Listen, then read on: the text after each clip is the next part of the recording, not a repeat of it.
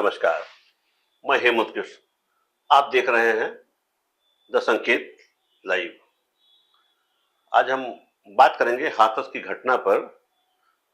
वो घटना क्यों हुई, कैसे हुई, उसके जिम्मेदार कौन है, और इसमें वार्ता करने के लिए हमारे पास आज श्री आलोक त्रिपाठी जी मौजूद हैं और इनसे हम इसमें वार्ता करेंगे। कुछ प्रश्न आपसे करेंगे और आप सीनियर जर्नलिस्ट हैं तो आप बेहतर उस पर प्रकाश डाल सकते हैं। त्रिपाठी जी, हाथरस की घटना को आप किस रूप में देखते हैं? देखिए, हाथरस की घटना बहुत बड़ी घटना है और मतलब किसी बगैर मकसद के इतनी बड़ी जनहानि हो जाना और जरा सी चूक उसकी वजह से तो ये उस परिवार के लिए बहुत बड़ा कष्ट है जिस परिवार में दो दो तीन तीन लोग कारण मौत के मुंह में समा गए। इसके लिए जिम्मेदारी भी तय होनी चाहिए। जो लोग हैं वहां पे या जिन्होंने आयोजन किया वो हो या जिला प्रशासन हो, सभी लोग हैं, उसके लिए सबको जिम्मेदारी तय करनी चाहिए कि आखिर इस तरह की घटनाएं क्यों होती हैं, कैसे होती हैं, क्या कारण है कि इस तरह की घटनाओं को नहीं रोक पाते हैं। चूंकि ये पहली घटना नहीं, इस तरह की कई बार घटनाएं हो चुकी हैं।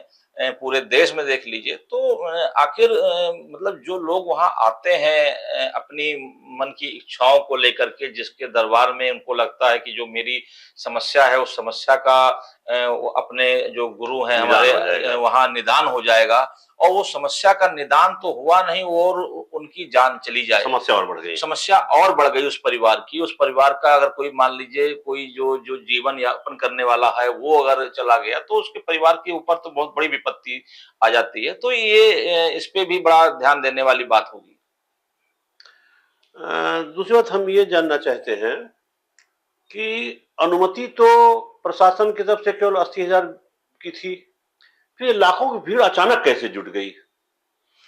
नहीं देखिए, जो जिस तरह के जो बाबा हैं या इसके अलावा अन्य कई बाबा लोग हैं अपने यहाँ, चूंकि हम लोगों का जो देश है वो धर्म प्रधान देश है और यहाँ जी। धर्म और आस्था के नाम पे लाखों लाख लोग इकट्ठे हो जाते हैं। वैसे भले ही लोग ना इकट्ठे हों तो ये एक कह सकते हैं कि उन बाबा का इतना अनुयायी लोग थे कि लोगों को लगा कि बाबा ने बुलाया है और जिसको भी समय मिला और वो चलते चले गए और लोगों की समस्याएं रही होंगी, कुछ लोगों की अपनी इच्छाएं रही होंगी, कुछ परेशानियां रही होंगी, लगा होगा कि उस परेशानियों का वहां पे निस्तारण होगा और वो उसमें कितने लोग आ गए, एक एक घर से चार चार पांच पांच लोग थे। तो मुझे लगता है कि इस तरह से जो उन्होंने एक अनुमान लगाया होगा कि 80,000 लोग आएंगे और उसमें आने वालों की संख्या लाखों में हो गई।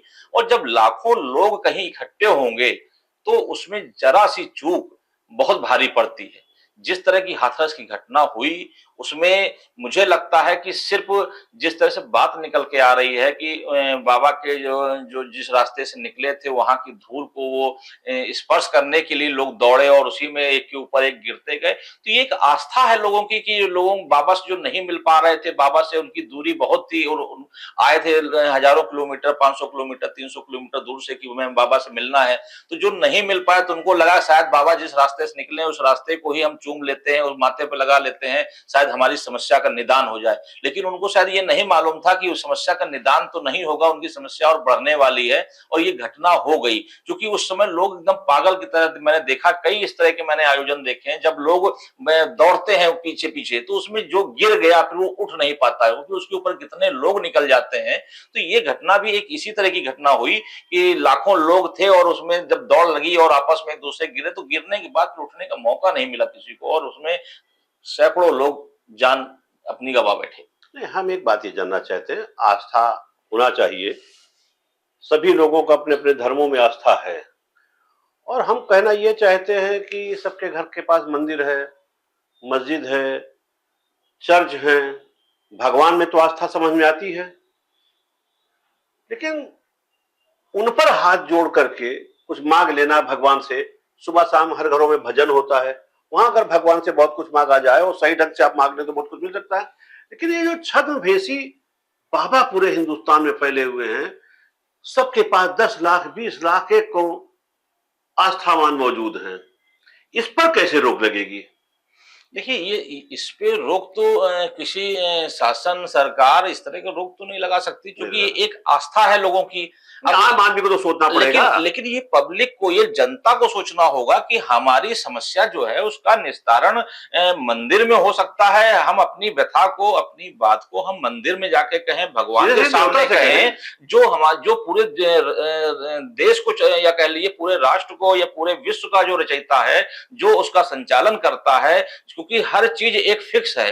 मृत्यु और जन्म सबको मालूम है, और वो सबको ये मालूम है कि ईश्वर से बड़ा कुछ नहीं। जो भी करता वो ईश्वर करता। तो जब हमको ये मालूम हो जाए कि ईश्वर ही सब कुछ है, उसके बाद हम किसी एक व्यक्ति जो एक रूप धारण किए हुए हो और हम उसके सामने अपनी फरियाद करने जा रहे हो और लाखों की संख्या में, तो आप देखिए ये एक बड़ा कारण है और इस सोच को बदलना होगा, क्योंकि आधुनिकता का ये दौर है। फेसबुक, सोशल मीडिया, इंस्टाग्राम हो गया हो और हम लोग चांद पे जाने की बात कर रहे हैं और क्या क्या खोज कर जा रहे रहे हैं। हैं हम तो उसके बाद एक दूसरा तबका देखिए कि क्या कर रहा है, कि वो आज भी आस्था के नाम पे कहाँ जा रहा है। तो ये इस पे एक जागरूकता अभियान चलाने की आवश्यकता है। सरकार को भी चाहिए इस पे एक कुछ ऐसा अभियान चलाए, लोगों को लगे कि हमारी अभी समस्या। आपने देखा कि बाबा राम रहीम जेल गए, तमाम उनके ऊपर लोग आस्था करते रहे।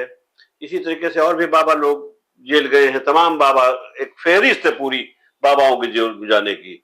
तो क्या ये बाबा उनसे कोई अलग तो है नहीं? टाई लगाते हैं, सूट पहनते हैं, बड़ी बड़ी गाड़ियों चलते हैं, करोड़ करोड़ रुपए के बंगलों में रह रहे हैं। तो भक्त पैदल आता है, साइकिल से आता है, रिक्शे से आता है।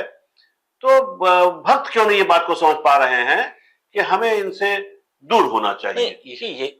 यही तो आस्था है ना, कि जब किसी के मन में, आप बताइए, कई बाबा ऐसे हैं जो जेल के अंदर हैं और उनके अनुयायी ये सारे लोग देख नहीं रहे हैं। उनके अनुयायी जेल में मिल नहीं पाते हैं, तो जेल के बाहर नारियल फोड़ के चले आ रहे हैं उनके नाम पे। ये भी एक आस्था है। वाह भाई। ये अंधविश्वास भी कह सकते हैं लोगों का, कि तो एक फिर आम भक्तों की जिम्मेदारी नहीं है? नहीं, बिल्कुल है। सारी देखिए जिम्मेदारी सेवादारों की क्यों हो गई? अगर आप वहां गए हैं तो आपकी भी जिम्मेदारी बनती है कि हम इतनी बड़ी संख्या में बगैर कोई व्यवस्था के क्यों पहुंच रहे हैं? कैसे पहुंच रहे हैं, जहां पे इतनी व्यवस्था ही नहीं है। अगर 1 लाख लोग आए हैं तो क्या प्रशासन ने या वहां के जो आयोजक है उसने ऐसी व्यवस्था की है कि 1 लाख लोगों को किधर से जाना है, किधर से आना है, कैसे लोग निकलेंगे, कितने सिस्टम में अंदर जाएंगे? अगर एक साथ लोग जाएंगे, एक साथ लोग आएंगे, आप देखिए ना, कई मंदिर हैं, कई धार्मिक स्थल है जहां लाखों लोग पहुंच जाते हैं। अभी विदेश में भी इस तरह की घटना हुई जहां पे भगदड़ मच गई और दम घुटने से लोग जो है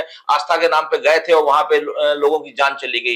कई बार आप देखिए गर्मियों में छुट्टियां मनाने लोग उत्तराखंड चले जाते हैं, वहां सरकार को कहना पड़ता है कि यहाँ पे पार्किंग की व्यवस्था नहीं है, अब थोड़ा रुक के आइए, अभी मत आइए। तो लोगों को भी सोचना पड़ेगा ना कि हम एक साथ एक जगह इतना इकट्ठा हो जाएंगे, इतना पहुंच जाएंगे, तो जरा सी चूक में घटना अभी होती है। लैंड स्लाइड हुई है और वहां पे भी रोक लगा दिया गया है, लोग जो दर्शन करने जाते वही मैं हैं। कह रहा हूं। तो ये तो देखिए जो एक अपने से भी सीखने के लिए होता है। लोग सेल्फी के चक्कर में इतना दीवाने हैं कि वो ये भूल जाते हैं कि हम किस खतरनाक पॉइंट पे बैठ करके सेल्फी ले रहे हैं और पूरा पूरा परिवार वहां चला जा रहा है। जी, तो ये जी, सब जी। तो आपको खुद हम एक एक्टिव बात होना। नहीं समझना चाहते हैं, ये जो घटना घटी, ये मानवीय कारण रहा या इसमें सेवादारों को क्यों जिम्मेदार बताया गया? भाई, जो बाबा भोले बाबा हैं उनको तो जिम्मेदार नहीं बताया गया। भोले बाबा अभी सामने नहीं आए हैं, उनका एक वीडियो सामने आया जिसमें वो कह रहे हैं कि मुझे बड़ा दुख है, बड़ा दर्द है। तो भाई, दुख दर्द तो सेवादारों को भी है, तो सेवादारों को गिरफ्तारी करके क्यों पूछा जा रहा है? बाबा से क्यों नहीं पूछा जा रहा है? भोले बाबा से क्यों नहीं पूछा जा रहा है? देखिए क्यों उनको गिरफ्तार किया गया? देखिए घटना बड़ी थी और इस तरह की घटना से एक सुर्खियां बनी और लोगों को सुर्खियां बनी और जो विपक्ष के नेता थे उन्होंने भी इस तरह का बड़ा माहौल बनाया। तो उसको कम करने के लिए जो मुझे लगता है, क्योंकि देखिए जो इस तरह के जब आयोजन होते हैं, इस तरह के जो बाबा होते हैं, वहां बड़े बड़े राजनीतिक दलों की पैठ होती है। वो चूंकि जो नेता होते हैं वो भीड़ देखते हैं, उनको मालूम होता है कि ये बाबा के पास या इस बाबा के लाखों भक्त हैं, करोड़ों भक्त हैं, तो इनकी बात को वो फॉलो करते हैं। तो अगर ये हमारे लिए कहेंगे तो हमारा वोट बैंक मजबूत होगा। इस नाते हर राजनीतिक दल का नेता इस तरह के बाबाओं के साथ में या उनके यहाँ दरबार में जाता रहता है, आशीर्वाद लेता रहता है। ये पहले पिछले 50 साल से चलता आया है, चाहे चंद्रा स्वामी से ले लीजिए, चाहे आज की ये लेटेस्ट ले अच्छा, लीजिए। अब मेरा आपसे एक अंतिम प्रश्न है। जी। अंतिम प्रश्न ये है कि राहुल गांधी तो जो नेता विपक्ष हैं वो वहां पहुंच गए। चुनाव का माहौल होता था तो एक एक दिन में कई कई पार्टी के लोग वहां पहुंच जाते थे चुनाव के लिए हाथरस में। जब इतनी बड़ी घटना घट गई तो बीजेपी का कोई सांसद, कोई विधायक, कोई मंत्री, यहां तक कि प्रधानमंत्री नहीं पहुंचे वहां पर, अमित शाह वहां नहीं पहुंचे और न तो राजनाथ सिंह पहुंचे। यानी यहां तक कि किसी का उस पर, राजनीतिक दल के किसी नेता का उस पर अभी तक कोई बयान ही नहीं आया है। नहीं देखिए, अगर बात करें राहुल गांधी जी की, तो राहुल गांधी पिछले कुछ वर्षों से देखिए जनता के बीच की राजनीति कर रहे हैं। चाहे वो भारत में उन्होंने पदयात्रा की हो कई हजार किलोमीटर की, चाहे उसके बाद खोमचे वालों से मिलना हो, चाहे मेट्रो में हो, तो कई अलग अलग तरीके वो जनता के बीच जाकर के जनता की नब्ज को टटोलते हैं, देखते हैं। और उससे, क्योंकि लोग कहते हैं क्या राजनीतिकरण है इसका? नहीं देखिए, हमने ये नहीं कह सकते, इसलिए कि वो धर्म का मामला था और धर्म को हम राजनीति से नहीं जोड़ सकते। हालांकि धर्म और राजनीति जुड़े हुए हैं, लेकिन हम as a journalist, as a पत्रकार उसको ये नहीं कह सकते कि वो, चूंकि वहां पे बहुत बड़ी घटना हुई थी, उस घटना को शोक व्यक्त करने और उस परिवारों से मिलने गए थे, हम ये कह सकते हैं। हो सकता है उनकी मंशा राजनीतिक रही होगी, चूंकि राजनीति उनका पेशा है, तो उनकी मंशा राजनीति रही होगी, भविष्य में राजनीति उनको करनी है तो रहा होगा। लेकिन यूपी के मुख्यमंत्री देखिए योगी आदित्यनाथ जी गए, वो भी गए, उन्होंने भी वहां पे भी जो व्यवस्थाएं देखी। हाँ, बड़े नेता अगर दिल्ली के कह लीजिए भारतीय जनता पार्टी के, प्रधानमंत्री ने नहीं दुख व्यक्त किया था, दुख व्यक्त किया, 2-2 लाख रुपए दिया भी, लेकिन क्या नैतिक जिम्मेदारी इन लोग की नहीं थी कि राष्ट्रीय नेता वहां पहुंचते? नहीं, देश का प्रधानमंत्री वहां पहुंचता तो एक जनता में अलग संदेश जाता।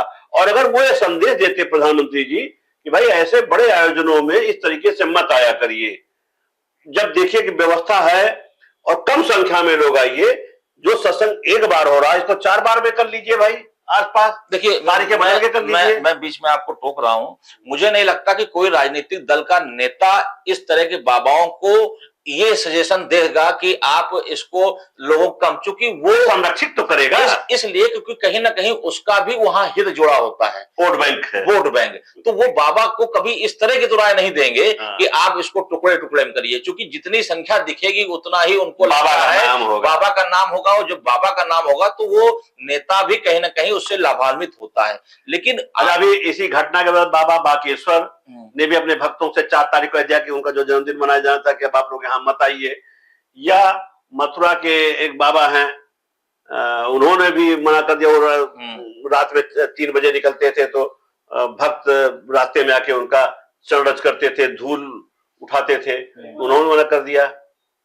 नहीं देखिए, मैंने कहा इसको कैसे देखते हैं कि ये देखिए, हमारा देश आस्था और विश्वास, आस्था के साथ साथ विश्वास का भी देश है, और हम लोग, यही कारण है कि हम लोग इन बाबाओं पे विश्वास कर लेते हैं बहुत जल्दी। लेकिन आप देखिए एक चीज और देखिए कि इसमें ज्यादा जो संख्या है, वो संख्या सबसे ज्यादा महिलाओं की जुड़ी होती है, जितने भी आप देखिए महिलाओं की है, और क्योंकि बाबा मध्यम श्रेणी के लोग हैं, गरीब लोग हैं, कोई अमीर नहीं जाता है। नहीं, तो क्योंकि जो इस तरह के जो बाबा लोग होते हैं, उनको लगता है कि हम जो अपनी बात होती है उस महिला को आसानी से समझा सकते हैं पुरुष की अपेक्षा, तो इसलिए वो फॉलोवर ज्यादा होते हैं। फिर वो जब जो एक घर से एक आदमी जब जुड़ जाता है, एक महिला जुड़ जाती है, वो धीमे धीमे आना जाना क्रम शुरू होता है, फिर धीमे धीमे 2 से 3 से 4 पूरा घर उस संगत में जुड़ जाता है, और फिर वो कार्यक्रम होने लगते हैं। और इसी से ही उन बाबाओं की ये कह लीजिए एक मार्केटिंग शुरू हो जाती है, दुकान चल रही है, या एक उनकी दुकान शुरू हो जाती है। जबकि ये जनता को सोचना चाहिए कि हमारी जो समस्या है उसका निस्तारण बाबा के पास नहीं है, हमारी समस्या का निस्तारण मंदिर में भगवान के पास है। जो भगवान इस देश को, इस सृष्टि को चला रहा है, वो हमारी समस्या का निस्तारण कर सकता है, ये बाबा नहीं।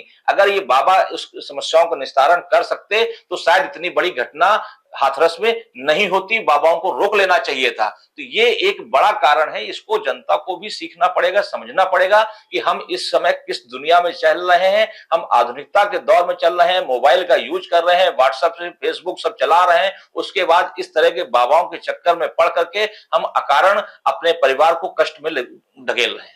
तो दोस्तों, निष्कर्ष ये निकला कि जो जिस आस्था के चलते हम बाबाओं के दरबार में पहुंचते हैं और इतनी बड़ी बड़ी घटनाएं घटती हैं, अगर हम अपनी इस समस्या को लेकर के अपने नजदीकी मंदिरों में जाएं, नजदीकी देवताओं के पास जाएं, वहां अपना उनका चरण रज करें, वहां शीश झुकाएं, तो हमारी समस्या हल हो सकती है। क्योंकि वहां बाबा भी अपना हाथ जोड़ते हैं और भक्त भी हाथ जोड़ते हैं। तो जहां सब हाथ जोड़ते हैं हमें वहां जाना चाहिए। तो आज हम अपनी बात यहीं समाप्त करते हैं। नमस्कार। नमस्कार।